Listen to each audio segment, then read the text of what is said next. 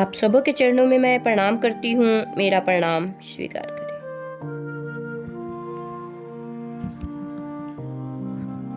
तो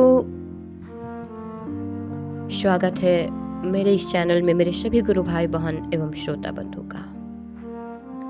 और आइए हम लोग चलते हैं अपने साहब द्वारा लिखित पुस्तक आओ चले शिव की ओर में, जो हम शिव शिष्यों के लिए हमारे दिल की धड़कन है, हमारी धरोहर है, जो हमारे साहब ने हम लोगों के लिए दिया है।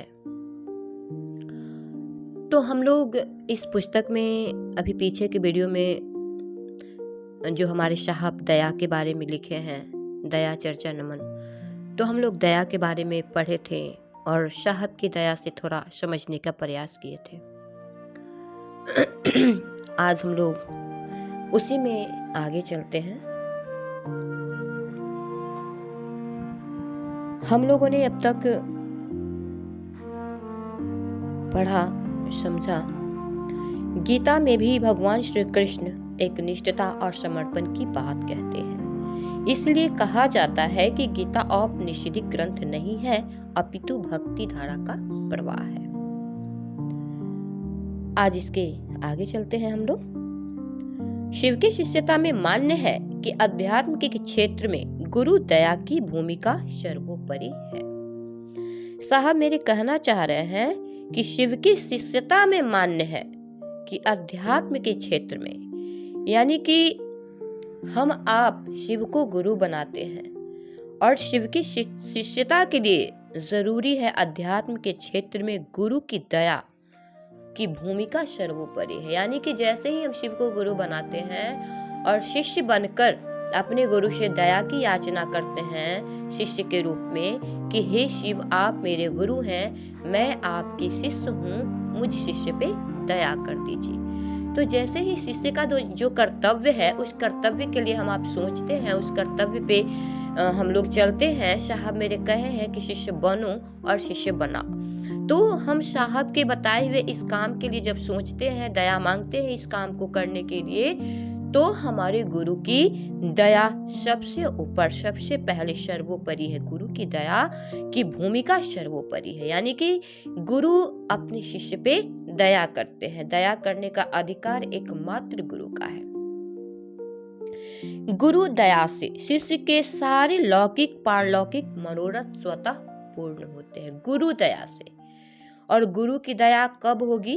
जब हम शिष्य बनेंगे, जब हम शिष्य का कर्तव्य निभाएंगे, तो गुरु की दया होती है। तो लौकिक यानी जगत का जो भी हम आपके जीवन में कमियां है, साहब मेरे कहते हैं ना कि जब महादेव से प्रेम हो जाता है तो वो महादेव से हम आपको कुछ भी मांगने की जरूरत नहीं है। वो महादेव हम आपके जीवन में जो कमियां रहती है वो अपने आप स्वतः पूरे करते हैं। तो जगत के जो चीजें हम आपको चाहिए, जगत की चीजें और लौकिक और पारलौकिक यानी जगत का भी और ऊपर का भी, ये दोनों जगह की जो भी हमारी आपकी मनोरथ है वो स्वतः पूर्ण होती है।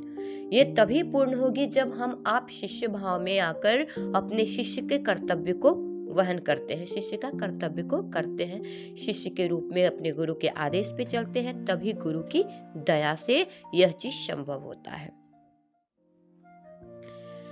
गुरु की दया पाने के लिए गुरु से शिष्य के रूप में जुड़ाव आवश्यक है। यानी कि हम आपको गुरु की दया कैसे मिलेगी? तो गुरु की दया पाने के लिए हमें शिष्य के रूप में अपने गुरु से जुड़ाव करना होगा। यानी कि हम जैसे ही अपने गुरु से दया मांगेंगे कि हे शिव आप मेरे गुरु हैं, मुझ शिष्य पे दया कर दीजिए। और दया किस चीज के लिए मांगना है? कि मैं भी शिव शिष्य बनूं और दूसरों को भी मैं शिष्य बना सकूं। इसके लिए मुझे अपने गुरु से दया की याचना करना है। तभी हम आपका जुड़ाव अपने गुरु शिव से हो सकता है।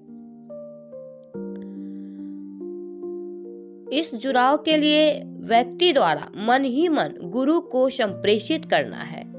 यानी कि शिव से हमारा आपका जुड़ाव करने के लिए, जुड़ाव होने के लिए, उनसे हमारा आपका जुड़ाव हो, इसके लिए मन ही मन अपने गुरु को संप्रेषित करना है। मन ही मन अपने गुरु से कहना है कि हे शिव, आप मेरे गुरु हैं, मैं आपके शिष्य हूँ, मुझ शिष्य पे दया कर दीजिए। यानी यह बात बार बार अपने गुरु से मन ही मन कहना है। यह प्रत्यक्ष ऐसा लगता है कि प्रथम 2 वाक्यों में एक ही बात कही जा रही है। यानी कि ये बातें जो हमने अभी सुनी कि हे शिव, आप मेरे गुरु हैं, मैं आपकी शिष्य हूँ, मुझ शिष्य पे दया कर दीजिए। ये दोनों वाक्य जो है कि हे शिव, आप मेरे गुरु हैं, और दूसरा वाक्य मैं आपकी शिष्य हूँ, ये दोनों वाक्य कहने में एक जैसे लग रहे हैं, लेकिन दोनों में बहुत अंतर है। तो क्या अंतर है?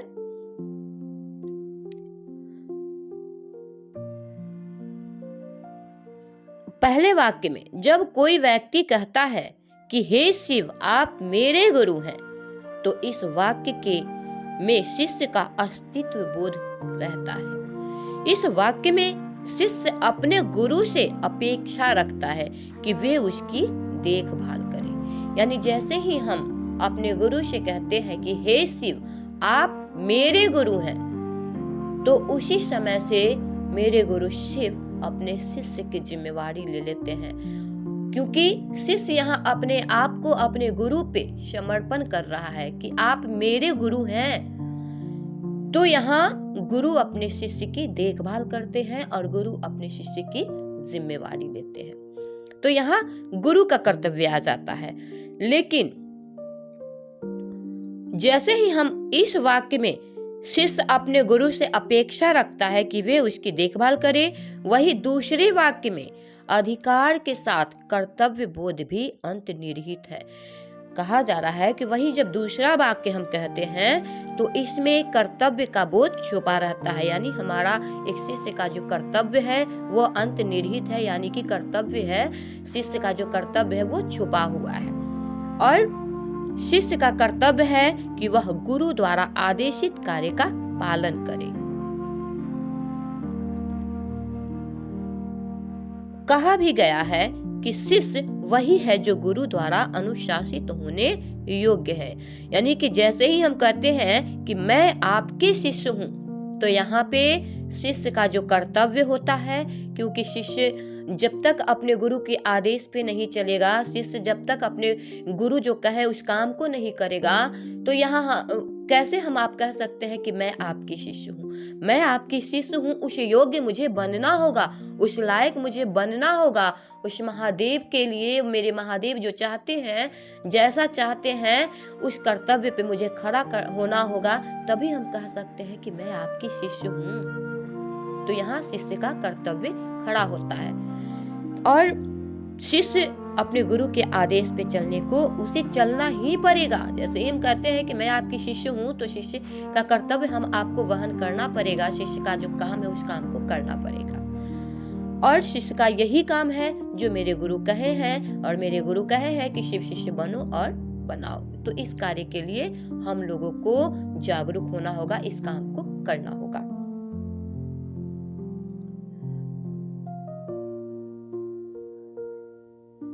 शिष्य का कर्तव्य है कि वह गुरु द्वारा आदेशित कार्य का पालन करे। कहा भी गया है कि शिष्य वही है जो गुरु द्वारा अनुशासित होने योग्य हो। भगवान शिव जगत के गुरु हैं, उनसे उनका शिष्य होने के लिए दया की याचना आवश्यक है। भगवान शिव हैं, वो जगत के गुरु हैं, लेकिन उनसे दया की याचना के लिए हम आपको शिष्य भाव में आकर दया मांगना पड़ेगा। वो तो जगत के गुरु हैं, लेकिन उनको अपना गुरु बनाना है, मेरे गुरु।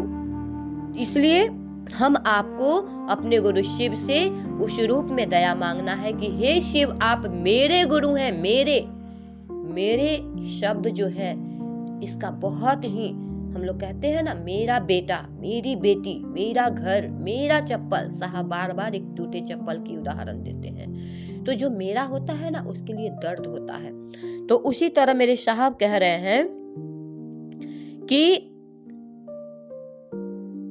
भगवान शिव जगत के गुरु हैं, उनसे उनका शिष्य होने के लिए दया की याचना आवश्यक है। हे शिव, आप मेरे गुरु हैं। वाक्य में यहाँ मेरा शब्द सर्वाधिक महत्वपूर्ण है। जब किसी व्यक्ति या वस्तु के प्रति मन में अपनत्व का भाव उत्पन्न हो जाए तो उसके प्रति लगाव एवं प्रवाह स्वतः उत्पन्न हो जाता है। यानी कि हम आप जब किसी को अपना समझने लगते हैं, अपना बना लेते हैं, तो उसके प्रति हम आप का प्रवाह अपने आप शुरू हो जाता है। जैसे मेरा बेटा, तो मेरे बेटे के लिए मेरा क्या कर्तव्य है, मेरा क्या फर्ज है, हमें अपने बेटे की परवाह, चाहे कहीं भी रहते हैं तो उसकी परवाह करते हैं कि वो कैसा होगा, क्या कर रहा होगा। क्यों? क्योंकि वो मेरा है, इसीलिए मुझे उसका परवाह है। उसी तरह महादेव को अपना बनाना है। महादेव से जब प्रेम होगा तो महादेव के प्रति परवाह होगा ही होगा, दर्द होगा ही होगा, और तब यह मन सोचेगा कि मेरे गुरु चाहते क्या है, मेरे महादेव चाहते क्या है। इसलिए जब किसी व्यक्ति या वस्तु के प्रति मन में अपनत्व का भाव उत्पन्न हो जाए तो उसके प्रति लगाव एवं प्रवाह स्वतः उत्पन्न हो जाता है। किसी व्यक्ति का भगवान शिव के गुरु स्वरूप से शिष्य के रूप में जुड़ाव शिव गुरु की दया से ही संभव है। यानी कि साहब मेरे कह रहे हैं कि किसी भी व्यक्ति का भगवान शिव से, यानी कि कोई भी व्यक्ति महादेव को जब गुरु बनाएगा तो उनसे जुड़ाव के लिए उनकी दया की ही जरूरत पड़ेगी। शिव गुरु की दया से ही यह संभव हो सकता है। और शिव गुरु की दया तभी होगी जब कोई शिष्य रूप में अपने गुरु शिव से दया की याचना करेगा, जब कोई शिष्य बन के अपने गुरु से दया मांगेगा कि हे शिव, आप मेरे गुरु हैं, मैं आपके शिष्य हूँ, मुझ शिष्य पे दया कर दीजिए। जैसे ही हम आप दया की स्थिति में आते हैं, साहब मेरे कहते हैं कि गुरु की दुनिया ही उनका शिष्य होता है। तो शिष्य अगर अपने गुरु पे आश्रित होता है तो गुरु अपने शिष्य की जिम्मेवारी लेते ही हैं, और शिष्य के जीवन में गुरु ही एकमात्र दया कर सकते हैं। गुरु की दया से ही यह संभव है कि वह शिष्य के रूप में अपने गुरु से जुड़ाव कर सके और शिव का शिष्य बन सके। तो आज हम लोग इस वीडियो को यहीं तक रहने देते हैं और इसके आगे और हम लोग सुनेंगे आगे के वीडियो में। और तब तक के लिए आप सबों के चरणों में मैं फिर से प्रणाम करती हूँ। मेरा प्रणाम स्वीकार करें।